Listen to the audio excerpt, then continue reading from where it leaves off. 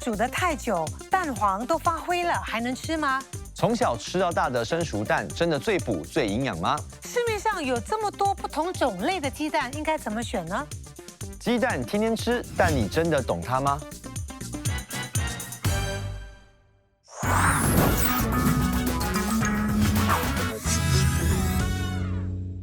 医疗大小事，一起长知识。今天呢，我们要带大家了解一下一颗鸡蛋里面呢，到底藏了多少营养学问。欢迎营养师曾子豪。大家好，欢迎子豪。那当然呢，还一起探索这个鸡蛋的奥秘哦。欢迎我们两位嘉宾，金鸡金姐，欢迎，还有文伦大哥，欢迎两位。欢迎欢迎。是，请问两位啊，平时最喜欢吃哪一种鸡蛋呢？以前我喜欢吃茶叶蛋，那现在呢，就早上吃水煮蛋。上了年纪要吃健康关系，半生熟的，哈哈。哇哦，半生熟嘞，哦。我其实也是每天大多数都是吃半生熟蛋，呀，每天早上都有。两个。你们知道吗？半生熟蛋，我觉得哦是东南亚比较流行的。对，听说在外国没有的，对吧？好像只有我们这一代才国家好像有。不吃半生熟，很好啊，比较少，很好。所以呢，听起来大家都比较喜欢吃半生熟蛋，包括我在内。OK。现在我们桌上呢有3种煮法不一样的鸡蛋，它们当中呢，到底哪一种是不能够常吃的坏蛋呢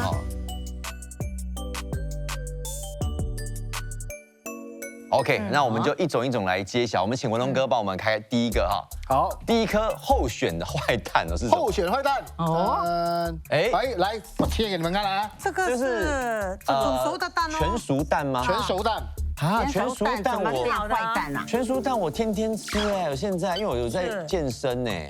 里面这个蛋黄哦，其实有点变到这个灰绿色了哈。灰绿色。表皮啦。对，应该是怎么样的？正常的。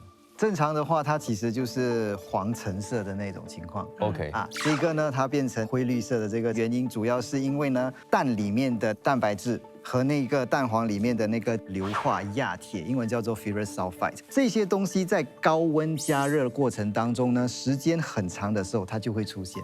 哦，煮太久了，但是煮太久有出现，会影响到它的营养价值。这个灰绿色的这个部分呢，它比较不好吸收。但是呢，必须澄清的是呢，这个东西没有危险，你也不用特地去把那灰绿色的东西刮掉。哎呀，就煮过熟了而已。它只是煮太久了，煮太久而已。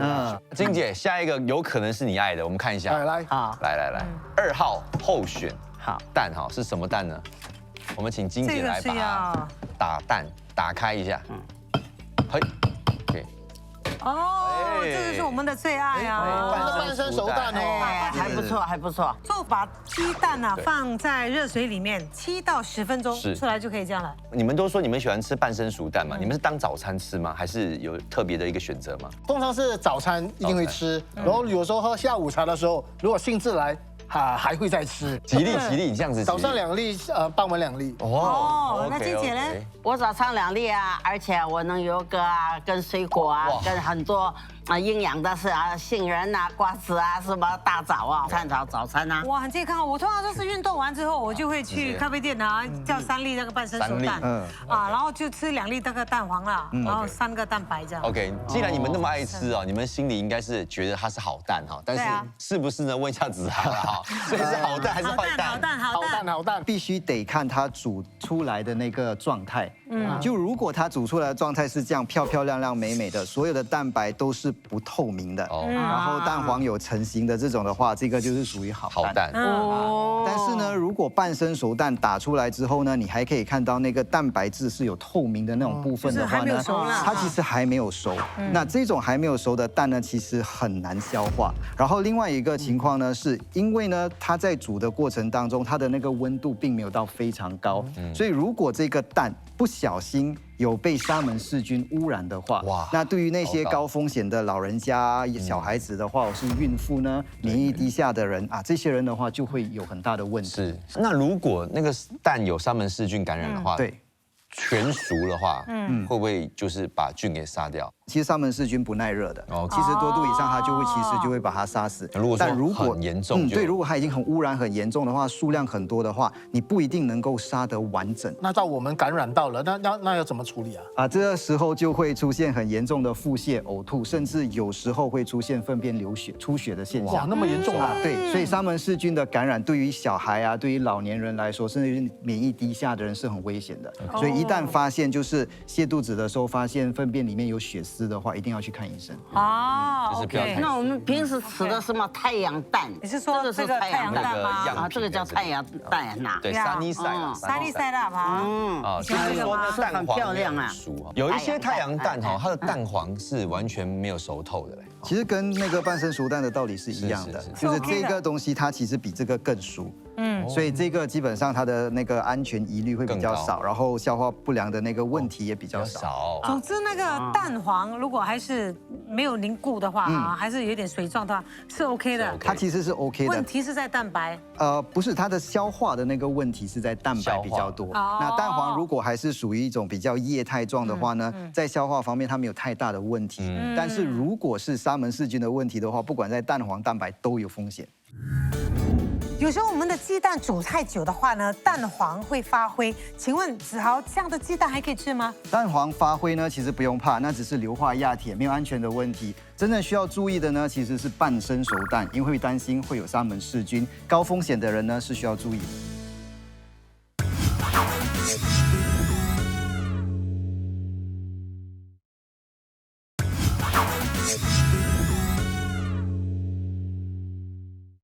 那我们请这个 Kim 姐来揭晓我们的这个第3号。好，3号坏蛋的候选会是什么蛋呢？是什么蛋呢？要打到咖啡里面上。哇，生蛋哎！哦，这个是就是还没煮过的蛋哦。这是生的蛋啊。你们有没有人是喜欢就是比如说喝饮料、喝咖啡？我记得我在中学的时候，我们要出门的时候，妈妈会泡一个很滚的那个饮料，然后把生的鸡蛋打进去，然后打搅它，就有很多蛋花在里面，然后再喝下去，就这样子喝，会很饱会很饱。如果把一个蛋打下去的话，那个水的温度必须是真的是沸腾的，一定要95度以上。那把生鸡蛋打进去之后呢？其实不管你怎么搅呢，那个鸡蛋一定不会全熟。所以刚才我们所提到的沙门氏菌的那个问题呢，在这种情况之下的话，风险其实都还在的。是。那有些人喝是说咖啡，我听过是啤酒啤酒放黑啤酒，对，放生鸡蛋，很补。为什么会有这样的吃法呢？其实。黑啤酒不可能是沸腾的，它一定是冰冻的。那它鸡蛋打下去的时候，它生鸡蛋还是生鸡蛋，所有的风险、所有的消化不良的问题都在那里。所以这个其实不是很建议，就是拿来当做是一个饮料。你真的想去试试看它长什么样子、什么味道的话，就试个1小口就好了。OK， 所以生的鸡蛋跟煮熟的鸡蛋营养成分是一样的吗？它们的营养结构是一样，但是在我们人体的吸收有很大的差别。因为鸡蛋有一个很特别的东西，就是鸡蛋是在很多东西你加热之后呢，它会变液体化，但鸡蛋刚好是相反，鸡蛋加热会固体化。这个固体化的过程呢，其实让里面的蛋白质更好吸收。所以生鸡蛋不可以给你更多蛋白的，你其实很难吸收它里面的蛋白质。就像韩国人啊，他吃生牛肉啊，它上面就打一个生鸡蛋，搅拌起来呀，那个味道很香啊，他们就讲。我们这边也是有啊，那个什么月光河，有。那些他就是拿一个炒好的河粉，打颗生鸡蛋，然后搅拌再吃会更顺滑。撇开食物安全这件事情来说的话，其实没有什么太大问题。它的那个蛋白质也不太好吸收，但也不是很严重。它单纯就是吃一个风味，就口感。它是一个口感，一个风味。因为其实蛋黄本身带有一个那个很顺滑柔润的那个口感，所以这个东西配合吃下去的话，它其实是很好吃的。所以我们吃这个生鸡蛋，是不是也担心说那个蛋壳的卫生的问题？蛋壳的卫生呢，如果你是在外面吃的话，其实很多时候我们没办法控制，因为你不知道它在过程当中怎么进去的。对。那如果你是在家里的话呢，一般上会建议就是在用之前呢，把它洗干净之后，你打下去就不会有太有的问题。哦，如果说没有洗的话，这样像刚才这样我打进去，它的蛋白可能流过它的或者蛋壳有时候不小心掉下去，对，那个是最大的问题，就是有些人蛋壳不小心掉下去的时候啊，这个可能就会引发有所谓的食物安全。以前我也没有这个意识，我是最近才开始。OK。那这个蛋壳上面的细菌是会有什么细菌？蛋壳上面的细菌有很多不同的种类，当然就是比较让人担心的，是刚才提到的沙门氏菌。沙门氏菌，你看它的很多那个它的风险其中一个是它繁殖很快，所以它很快就可以达到一个让人食物中毒的数量。OK。不过像这种沙门氏菌啊，你这样子洗蛋壳，这样洗可以就洗算干净了吗？沙门氏菌的那个感染不是常常发生的，它是如果一旦发生的话就比较麻烦。但大多数的这些蛋壳上面它不一定有沙门氏菌，它可能是其他种类的细菌。但是用洗就是可以洗掉。对，洗掉的时候把它冲掉的话，基本上你不太会把它打进你的食物里面，它就不会有事。其实像我去吃那种呷哺呷哺哈，像我们会模仿像日本人他们吃的习惯，就是生鸡蛋、酱油啊，呷哺沾那个生鸡蛋这样吃，所以是不鼓励的是吗？如果你在日本这么做的话，那是受鼓励的，因为日本是有很严格管控他们用的鸡蛋在这个部分的料理。但是在本地呢，如果你本身没有任何的那个健康安全的问题，不是高风险人士的话，其实这样子吃不会有太大的风险。OK 但是如果是小孩啊、孕妇啊，或者是身体免疫比较差的人的话，在本地我不是很鼓励这样子。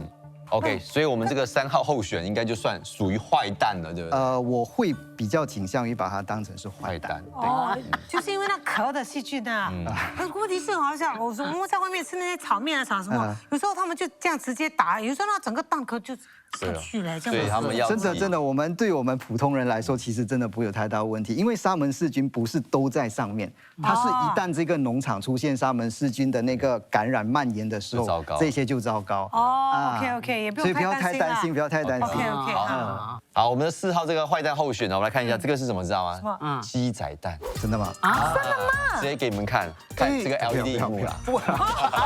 吓到我，真的有。没有，我不想这个荧幕。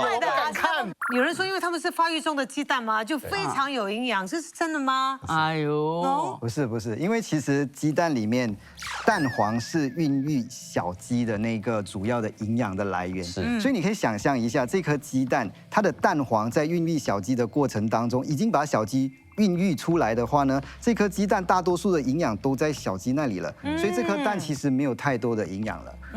更重要的是，这整个过程当中呢，你把它拿出来之后呢，这个东西是一个死胎。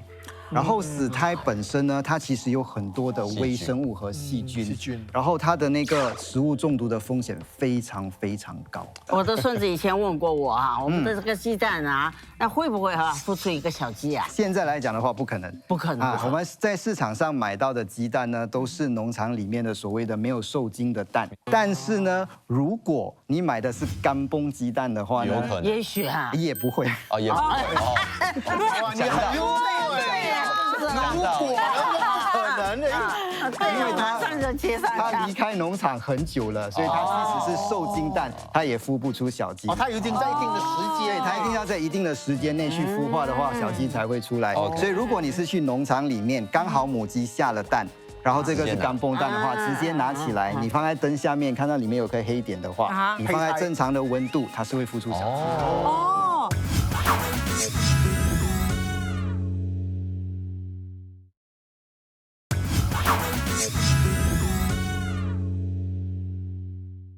今天要来买鸡蛋哦。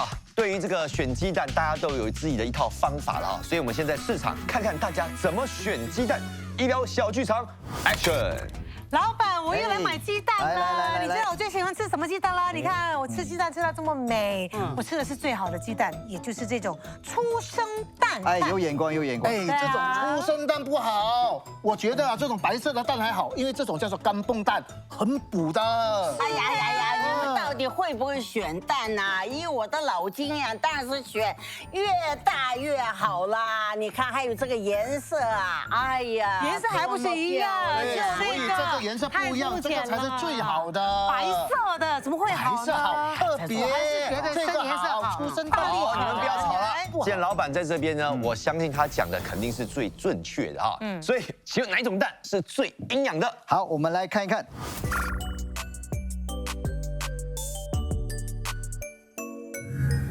哇，我们从这个市场啊一直争论哦，到现在棚内还在啊喋喋不休哈。当然了。OK， 来，所以我们今天一定要有个说法哈，到底呢哪一个蛋才是最营养的哈？哎，我先来，我们一定要讲清楚。来，子豪告诉我，我选择的出生蛋一定是最好的。出生蛋它的特点在于它其实比较小。它是刚当母鸡生蛋的时候生的第一批蛋就是出生蛋。那它的营养成分呢，因为它的体积比较小嘛，所以在同样的鸡蛋里面，它的成分会比较浓一点。出生蛋是不是那个母鸡是处女关系生出来的蛋？可以这么说。很贵的出生蛋，第一次生的蛋就是出生蛋。对，所以是最好的咯。在营养成分上来说，其实跟普通的蛋其实是一样的，只是因为它比较小，所以它浓度比较高。哦。那如果说你比较浓的话，跟普通的蛋一颗比一颗的话，营养成分一样吗？如果你是以那种就是100克为基底来比较的话呢，其实它们都差不多的。我想问一下子豪，为什么你看这蛋哦，有 XL 的这么大，出生蛋哦这么小，差这么多嘞？因为其实母鸡在生蛋的时候呢，它生蛋的位置我们叫做泄殖腔，就是排泄跟生殖是同一个地方。那当它还是少女的时候，它生的蛋呢，其实因为泄殖腔比较小嘛，所以它生出来的蛋比较小。所以当它变成比较年长的母鸡的时候呢，它因为生过很多蛋了，所以泄殖腔被撑开的时候呢，它的蛋就比较大。所以这是老母鸡啦。可以这么说，对。这样子比较大的蛋，它会比较有营养吗？其实营养来说，它们相差并不会太远，就单纯就是因为蛋壳比较薄了，所以它的形状比较大。所以没有说比较大颗就比较营养啦。不能这么说啦，未必啦。可是那这个白色这个蛋呢？是什么寄生的？干蹦蛋呢？是干蹦蛋，他们又说会比较有营养，对吗？有运动吗？干蹦鸡蛋就比较不一样，因为干蹦鸡蛋呢，首先干蹦鸡蛋的那个鸡呢，其实是它到处乱跑的。所以它吃的东西呢是有不一样，而且大多数的干蹦鸡蛋都是属于受精蛋。所以受精蛋就是有鸡的爸爸还有鸡的妈妈的那个基因都在一起，所以呢，这颗受精蛋本身它的营养就会比较高。然后呢，同时呢，因为干蹦鸡嘛到处乱跑，它不是吃饲料的，它是自己去找吃的，所以它会吃到一些东西，比如说像虫子啊，然后一些沙啊等等之类的东西。这些东西进入它的身体之后呢，营养的结构是不同的，所以严格来说，干蹦鸡蛋的那个营养成分会比普通的鸡蛋稍微好一点点。所以干蹦鸡会好一点哦。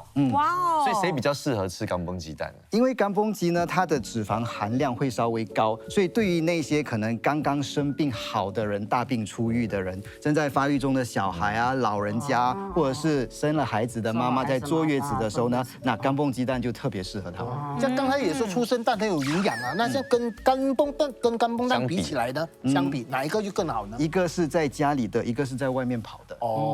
所以比较不同。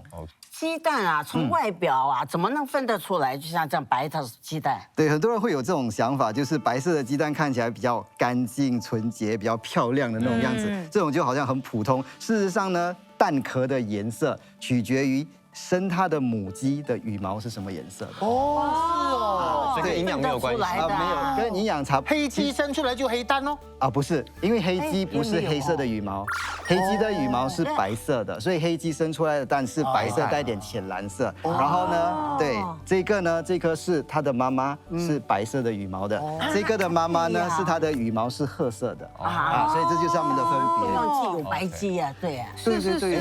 那我好奇哦，像干蹦鸡的话，我们有办法用外观来看得出来吗？其实有一点的难。因为事实上呢，现在很多的干蹦鸡呢，除非你是在盒子上面有标示，要不然的话用肉眼看不太出来。因为干蹦鸡蛋跟出生蛋的那个形状很像。OK， 对，好。哎，那些什么 Omega 3的鸡蛋呢？Omega 3的鸡蛋，它的那个分别呢，主要是在于饲料的时候。就是你喂养那个鸡的饲料里面呢，你添加了 Omega 3，所以它生下来的蛋呢会有 Omega 3的成分。那还有一种叫萝卜蛋，该不会就饲料就吃萝卜吧？啊，是的，就饲料里面会有萝卜的成分，或者是它的饲料呢有添加乙型胡萝卜素在里面，所以它里面就是有胡萝卜素啊，它里面有胡萝卜素，然后它的蛋黄很漂亮，是橙红色的。对，所以不是最大的蛋就是最贵的，不可以这样子讲，对吗？不一定，不过因为市场的关系，通常重量会有决定它的价钱的一个因素，就吃的比较饱。对，OK， 了解了。哇，原来还这样一门学问，是哦，很有趣的一个东西。所以我今天我要眼睛好，我可以吃萝卜蛋，对。对不对？啊，要眼睛好啊，皮肤好啊，你可以用胡萝卜的。但是必须强调的是呢，它里面的乙型胡萝卜素的成分其实并不会特别高，就一点点啊。那我还建议你倒不如就是鸡蛋加一点胡萝卜一起吃更好。所以我可不可以讲，很多时候也是个噱头？在商业上来说啦。我很好奇，普通鸡蛋跟干蹦鸡蛋到底有什么差别呢？有一个比较好吗？其实干蹦鸡蛋比普通鸡蛋呢，在一些特定营养上会稍微高一点点。那有一些比较需要的人，比如说像年长人士啊、小孩啊，或者是刚生了小孩的妈妈，对他们来说就比较有补益。不过对我们一般人来说呢，市面上看到的各种鸡蛋，其实营养已经足够了。所以重点不是你买哪一种，而是你吃的均衡，吃的对。所以如果要多一点那个营养的话，就多吃一点普通鸡蛋也是可以的啦。啊，也是有道理啊。我们每天吃的鸡蛋原来藏着这么多学问。下一集我们继续学习怎么分辨鸡蛋新不新鲜。其实是什么原理哦？为什么那种蛋放久了或者过了那个保质期，那个蛋白啊，那蛋黄会变得稀掉呢？买回家后又该如何保存呢？对，那既然大家的保存方法都不太一样，是那子豪你来分享一下最佳的方式是怎么样？鸡蛋吃多了，胆固醇真的会升高吗？一天吃超过几颗就会有这个所谓胆固醇的问题。